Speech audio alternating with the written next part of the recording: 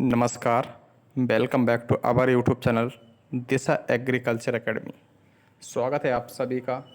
Principal of seed technology BSc Ag fourth semester महा marathon class. So guys, ये class इतनी important है कि इस क्लास से कम आपके 20 क्वेश्चंस आने वाले हैं। दो नहीं, चार नहीं, बल्कि पूरे पूरे 20 क्वेश्चंस आपके इस क्लास से आने वाले हैं।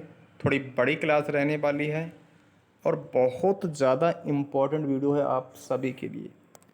जिस विद्यार्थी ने पूरी क्लास देख ली, यकीन मानिए उसका पेपर इसी क्लास से पूरा रहने वाला है। कम से कम 15 से 20 क्वेश्चन सीधे उसके एग्ज़ाम में कल आएंगे।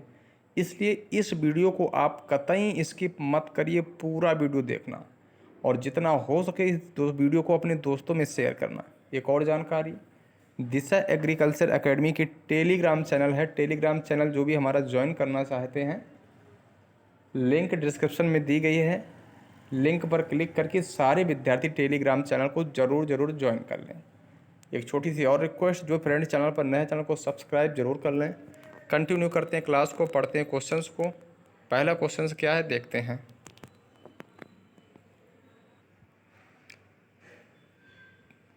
क्वेश्चन नंबर फर्स्ट, राष्ट्रीय बीज निगम की स्थापना कब हुई थी? ये काफ़ी इम्पोर्टेंट है। 1963 में स्थापना हुई थी राष्ट्रीय बीज निगम की, नई दिल्ली में। तो ये प्रश्न भी आप याद कर लीजिए। क्वेश्चन नंबर 2 है, बीज अधिनियम जिसको क्या बोलते हैं, सीड एक्ट, ये कब पारित हुआ था? तो ये पारित हुआ 1966 में। लेकिन आपसे पूछा जा सकता है कि जो बीज अधिनियम है पारित तो हुआ 1966 में, लेकिन लागू कब हुआ? लागू कब ये हुआ? तो लागू हुआ 1969 में। ये तीनों पॉइंट आपको याद रखना है कि राष्ट्रीय बीज निगम की स्थापना कब हुई, तो 1963 में नई दिल्ली। बीज अधिनियम यानी सीड एक्ट पारित कब हुआ? 1966 में। और लागू कब हुआ, ये काम में कब लागू किया गया इसे? तो 1969, यहाँ पे करेक्ट उत्तर होगा। इसके बाद क्वेश्चन नंबर 3 हमारा है, सुषुप्तावस्था को तोड़ने के लिए हॉट वाटर ट्रीटमेंट किया जाता है। किसमें सुषुप्तावस्था को तोड़ने के लिए हॉट वाटर ट्रीटमेंट दिया जाता है? तो कपास यहाँ पे करेक्ट उत्तर हो जाएगा। क्या हो जाएगा? कपास यहाँ पे करेक्ट उत्तर हो जाएगा। इसके बाद question number next, seed coat पर ऑक्सीडेज टेस्ट, ये काफ़ी इंपॉर्टेंट है। सीड कोट पर ऑक्सीडेज टेस्ट किस फसल में ये किया जाता है? तो ये किया जाता है सोयाबीन में। इसके बाद क्वेश्चन नंबर नेक्स्ट, अंकुरित बीज में कौन सी शर्करा उपस्थित होती है? जो जर्मिनेटेड सीड होते हैं, जो अंकुरित बीज होते हैं, अंकुरित बीज में कौन सी शर्करा उपस्थित होती है? तो हम सभी लोग जानते हैं जो जर्मिनेटेड सीड होते हैं उसमें माल्टोज शुगर फाउंड होती है। इसके बाद एक और प्रश्न काफ़ी अच्छा है कि गेहूं को कितनी नमी पर स्टोर करना चाहिए? जो हमारा व्हीट है उसको कितनी मॉइस्चर पर स्टोर करना चाहिए ताकि सेफ स्टोरेज रहे और इंसेक्ट वगैरह ना लगे? तो 10 डिग्री सेंटीग्रेड। इसके बाद 7 नंबर, किस वर्ग के बीज को भारत में नहीं बनाया जाता?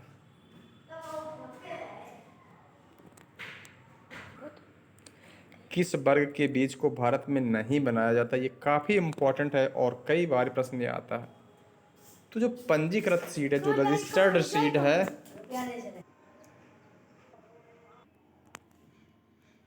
ये काफ़ी इंपॉर्टेंट है। अंकुरित बीज में कौन सी शर्करा उपस्थित होती है? माल्टोज।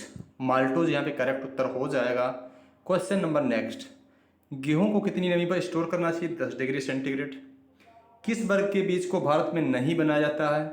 तो जो पंजीकृत सीड होता है, जिसके टैग का रंग कैसा होता है? पर्पल कलर, ये सीड इंडिया में नहीं बनाया जाता है। अगला प्रश्न, बीज क्या है? जो सीड है ये क्या होता है? तो seed is a fertilised ovule. याद रखना काफ़ी इंपॉर्टेंट है, ये आ सकता है कि सीड है क्या?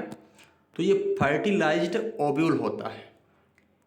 इसके बाद बीज के भाग कौन कौन से होते हैं? तो टेस्टा है, माइक्रोपाइल है, कॉटिलीडन है, प्लेम्यूल है, रेडिकल है।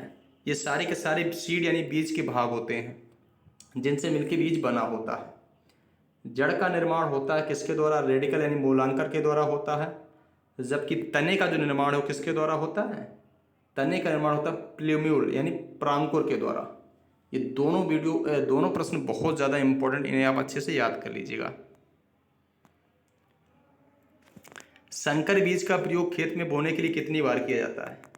तो संकर बीज को खेत में बोने के लिए केवल और केवल एक बार प्रयोग किया जाता है। क्वेश्चन नंबर नेक्स्ट, अंकुरण प्रतिशतता या जर्मिनेशन प्रतिशत ज्ञात करने का सूत्र है। जर्मिनेशन परसेंट ज्ञात करने का सूत्र क्या है? तो अंकुरण परसेंट बराबर होता किसके? अंकुरित बीजों की संख्या वटा बोए गए बीजों की संख्या इंटू में 100। ये काफ़ी इंपॉर्टेंट है। मोस्ट आईएमपी क्वेश्चंस एग्जाम में मोस्ट चांस है इसके पूछे जाने के। उपरिभूमिक अंकुरण, इपीजियल प्रकार का अंकुरण किसमें पाया जाता है? राजमा, मूंग और अरंडी में। जो राजमा है, मूंग है, अरंडी है, इसमें इपीजियल प्रकार का अंकुरण पाया जाता है। इसमें होता क्या, जो बीज पत्र होते हैं, जो बीज पत्र होते हैं वो तने के साथ भूमि से बाहर आ जाते हैं, इसी को बोलते हैं उपरिभूमिक। अधोभूमिक में ऐसा नहीं होता, उसमें बीज पत्र जमीन के अंदर ही रहते हैं। और अधोभूमिक यानी जो हाइपोजियल कंडीशन है, किसमें किसमें पाई जाती है? मटर, चना, आम में। बीज का वास्तविक मोल क्या होता है? Real value of seed. ये काफ़ी इंपॉर्टेंट फार्मूला है, कई बार परीक्षा में आया है। तो purity percent into germination percent बटा में 100 मोस्ट इंपॉर्टेंट है, इसे आप याद कर लीजिए। क्वेश्चन नंबर नेक्स्ट, जो 100 दाने हैं, जो वेट ऑफ 100 ग्रेन्स का होता है उसे क्या बोलते हैं? Seed index. जो 100 दानों का वजन होता है उसको बोलते हैं सीड इंडेक्स। और 1000 जो दानों का वजन होता है उसे बोलते हैं टेस्ट वेट। ये भी काफ़ी इंपॉर्टेंट है, बहुत ज़्यादा इंपॉर्टेंट है, इसे आप याद कर लीजिए। 100 दानों का वजन सीड इंडेक्स है, 1000 दानों का वजन टेस्ट वेट है। भारत में बीज अधिनियम कब लागू हुआ था? जो इंडिया है तो बीज एक्ट, जो बीज अधिनियम है, ये तो पारित तो हुआ था कब? सीड एक्ट 1966 में। लेकिन काम में कब आया, फोर्स कब हुआ, लागू कब हुआ? तो 1969 में।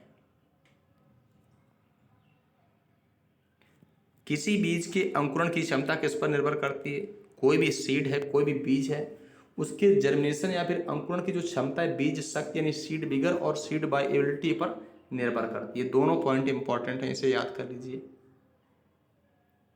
बीज की जीवन क्षमता ज्ञात करने के लिए कौन सा टेस्ट किया जाता है? जो सीड है इसकी वायबिलिटी मीन्स जीवन क्षमता को ज्ञात करने के लिए किस सूत्र का प्रयोग किया जाता है? किसका प्रयोग किया जाता है?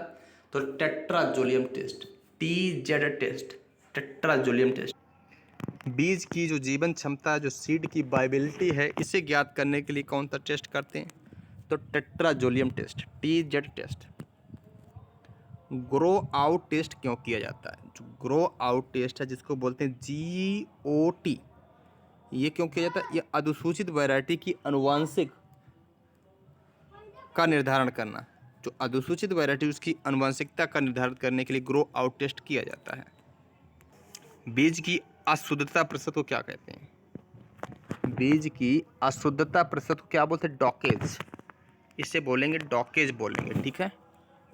धान, गेहूं, जौ, जई, सोयाबीन में प्रमाणित और आधारी बीजों उत्पादन के लिए जो आइसोलेशन डिस्टेंस है, जो पृथक्करण दूरी है, वो कितनी रखते हैं? 3 मीटर। 3 मीटर दूरी अगर मूंगफली का भी बीज उत्पादित किया जाए, चाहे आधारी हो चाहे प्रमाणित, तब भी लगेगा। यानी मैं कह सकता हूँ धान, गेहूँ, जौ, जई, सोयाबीन, मूंगफली, इन सब में जो बीज उत्पादन के लिए जो आइसोलेशन डिस्टेंस है, जो बीज की दूरी रखते हैं, वो कितनी रखते हैं? 3 मीटर। इसके बाद नेक्स्ट, बाजरा में आधारी बीजोत्पादन के लिए दूरी कितनी रखते हैं? तो ये रखते हैं 1000 मीटर। जबकि जो कोल क्रॉप्स होते हैं, जैसे फूल गोभी हो गई, है ना, पात गोभी हो गई, इसमें बीज उत्पादन की जो दूरी रखी जाती है, फाउंडेशन का रखते हैं 1600 मीटर और सर्टिफाइड का रखते हैं 1000 मीटर। ये भी आप याद कर लेना, काफ़ी इंपॉर्टेंट है ये। इसके बाद नेक्स्ट क्वेश्चन देखेंगे हम लोग। मूंगफली में आधारी और प्रमाणित बीज उत्पादन के लिए आइसोलेशन डिस्टेंस अभी बताया 3 मीटर। इसके बाद अब हम चलते हैं क्वेश्चन नंबर नेक्स्ट की तरफ। इंटरनेशनल क्रॉप इम्प्रूवमेंट एसोसिएशन के द्वारा शुद्ध बीजों को कितने भाग में डिवाइड किया गया? तो मुख्य रूप से 4 भागों में डिवाइड किया गया इंटरनेशनल क्रॉप इम्प्रूवमेंट एसोसिएशन के द्वारा। नाभिकीय बीज, आधारीय बीज, पंजीकृत बीज, प्रमाणित बीज। इस 4 भाग में से बांटा गया है। Question number next. 100% आनुवांशिक शुद्धता, 100% जेनेटिक प्योरिटी किस सीड की होती है? तो नाभिकीय बीज की होती है। सबसे महंगे श्रेणी का बीज है तो भी नाभिकीय बीज होता है। प्रजनक बीज यानी जो नाभिकीय बीज, इसके टैग का रंग क्या होता है? तो गोल्डन येलो होता है। जो प्रजनक बीज है इसके टैग का रंग कैसा होता है? गोल्डन येलो कलर का होता है। और यह सीड सबसे कम मात्रा में उपलब्ध होने वाला सीड होता है। कम मात्रा में उपलब्ध होने वाला बीज कौन सा है? तो उसको बोलते हैं नाभिकीय बीज या न्यूक्लियस सीड। इसके बाद नेक्स्ट क्वेश्चन,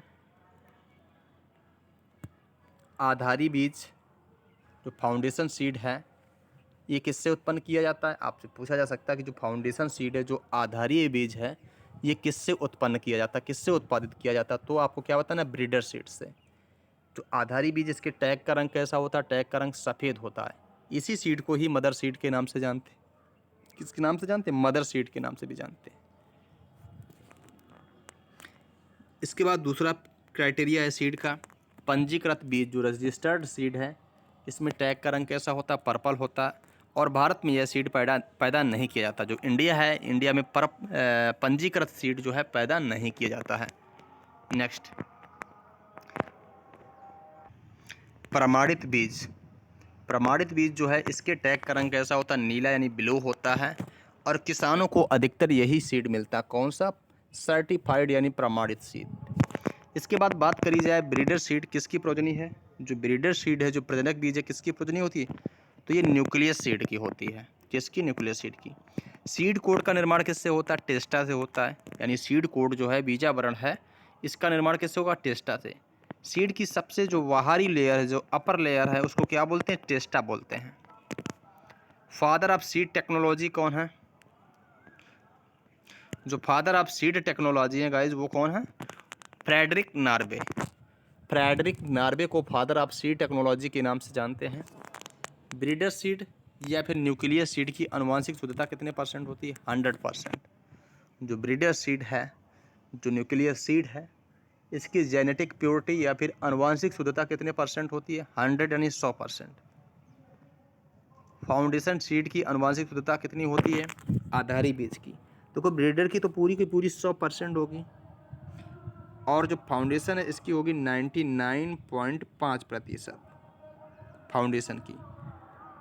इसके बाद आपसे पूछेगा कि प्रमाणित बीज की जो है आनुवांशिक शुद्धता कितनी होती है? प्रमाणित बीज की तो इसकी 99% होती है। प्रमाणित बीज की जो आनुवांशिक शुद्धता, जो जेनेटिक प्योरिटी है, कितने परसेंट है? 99%।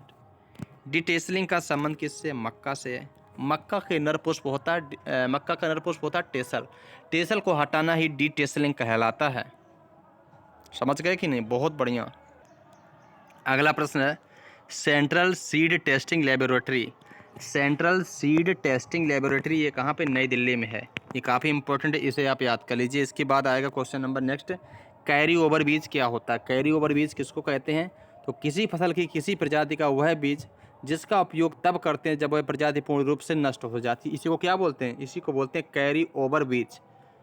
बीज संसाधन के भाग कितने होते हैं? तो इसके भाग मुख्य रूप से 3 होते हैं। नंबर 1, बीज की सुखाई। सबसे पहले बीज को ड्राई करना चाहिए। इसके बाद बीज की सफाई भी करना चाहिए, उस अपग्रेडिंग करनी चाहिए, और बीज का उपचार भी करना चाहिए। तो बीज संसाधन के मुख्य रूप से ये 3 भाग होते हैं। नंबर 1, बीज की सुखाई, बीज की सफाई एवं अपग्रेडिंग, और बीज उपचार यानी सीड ट्रीटमेंट। ये 3 भाग बहुत जरूरी हैं। ठीक है। क्वेश्चन नंबर नेक्स्ट, कौन सी लाइन नरबंधता को संरक्षित करती है? वो कौन सी लाइन है जो नरबंधता यानी मेल स्टाइल को संरक्षित करके रखती है? तो बी लाइन को मेल स्टोरर लाइन के नाम से जानते हैं। जो बी लाइन है इसको मेल स्टोरर लाइन के नाम से भी जानते हैं। क्या? मेल स्टोरर लाइन के नाम से, क्योंकि ये बी लाइन जो है मेल स्टेरिटी को कंजर्व करके रखती है। बीज उत्पादन के दौरान अलगाव दूरी से हम क्या समझते हैं? मुख्य हमारा रीजन होता है जेनेटिक प्योरिटी मेंटेन बनी रहे, जेनेटिक प्योरिटी ज़्यादा बनी रहे, इसलिए जो बीज उत्पादन के दौरान अलगाव दूरी हम रखते हैं। किस बीज की आनुवांशिक शुद्धता की गारंटी नहीं होती है? ट्रुथफुल लेवल का जो सीड होता है इसकी गारंटी नहीं होती। आनुवांशिक शुद्धता का, जेनेटिक प्योरिटी की गारंटी नहीं होता, क्योंकि ये संस्थाओं के द्वारा जो है प्रमाणित बीज नहीं होता। इसमें बीज प्रमाणीकरण ये नई संस्था कराती, इसलिए ये बीज जो है प्योरिटी की गारंटी नहीं रहती है। सभी गुणवत्तापूर्ण परीक्षण किए जाते हैं। मान लीजिए जो भी टेस्ट किए जाएंगे बीज पर, वो वर्किंग जो हमारा सैंपल होगा, सैंपल पर ही जो है सारे टेस्ट किए जाएंगे। लास्ट और अंतिम क्वेश्चन ODB, इसका पूरा नाम क्या है? Other distinguishing varieties. तो ये थी आज की टॉप 47 क्वेश्चंस की क्लास। उम्मीद है आपको वीडियो बहुत ज़्यादा उम्दा लगी होगी, आप सभी के लिए बहुत ज़्यादा इंपॉर्टेंट क्लास है। अगर इस क्लास को आपने बेहतरीन तरीके से देख लिया तो यकीन मानिए आपके 10 से 15 क्वेश्चंस कहीं नहीं जाने वाले हैं। इसलिए इस वीडियो को आप जो लोग पूरा ज़रूर वॉच करना, साथ ही साथ वीडियो को दोस्तों में शेयर करना, ज़्यादा से ज़्यादा लाइक करो, चैनल को सब्सक्राइब आप सभी लोग कर दीजिए और टेलीग्राम चैनल को आप लोग ज्वाइन कर लीजिए, लिंक डिस्क्रिप्शन में दिया गया है। Thanks for watching.